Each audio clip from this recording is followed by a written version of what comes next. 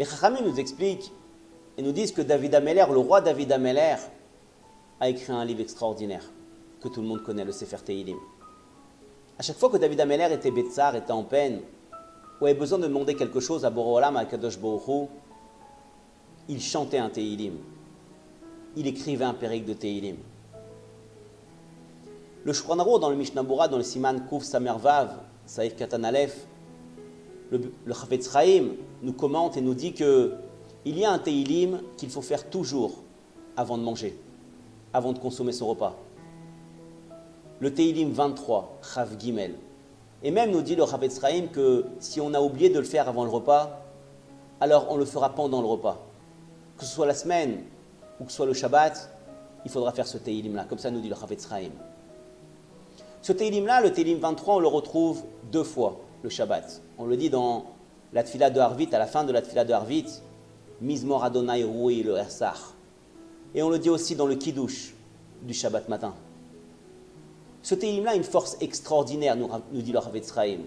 Il va emmener le Shefa, il va emmener la bracha, il va emmener l'abondance, il va emmener la parnassa sur ma table. Comme ça nous dit le Chafetz Chaim. Alors, le Ben Ish Chai, Rabbi Yosef Chaim, dans son Sefer, nous ramène le Zohar Kadosh et nous dit, mais quelle force à ce Tehilim-là d'emmener le Shefa, d'emmener la bracha, d'emmener l'abondance, d'emmener la parnassa sur la table. Nous dit le Ben Ish Chai, nous dit en fait, il nous ramène le Zohar Kadosh et nous dit que ce Tehilim-là a une force extraordinaire. Chaque lettre a une valeur numérique. Et quand je compte les mots de ce Tehilim-là, de ce Tehilim 23, je vais compter 57 mots.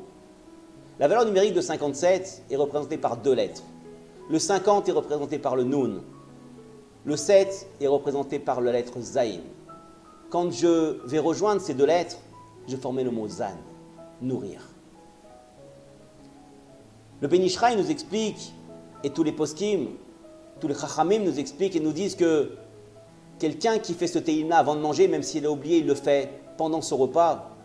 Alors, de la même façon que tu penses à Akadosh Baruch Hu va être Zan. Il va te nourrir. Il va s'occuper de toi. Il va s'occuper de t'emmener la parnassa. Alors, en ce moment que c'est compliqué d'avoir la parnassa, que c'est dur, il y a une personne qui pense à nous, qui est Boré Olam, qui est Akadosh Baruch Hu. Il attend que ça. Il attend juste qu'on pense à lui juste avant de manger. Qu'on fasse le Tehilim 23, et même si on n'a pas le temps de le faire avant ou si on a oublié, alors qu'on le fasse pendant notre repas. Et Akadosh Baruch Hu te dit, si tu penses à moi avant ton repas, alors moi je penserai à toi. Je serai Zan, je m'occuperai de toi. Je te donnerai la parnassa, je donnerai le shefa sur ta table. Je te donnerai l'abondance.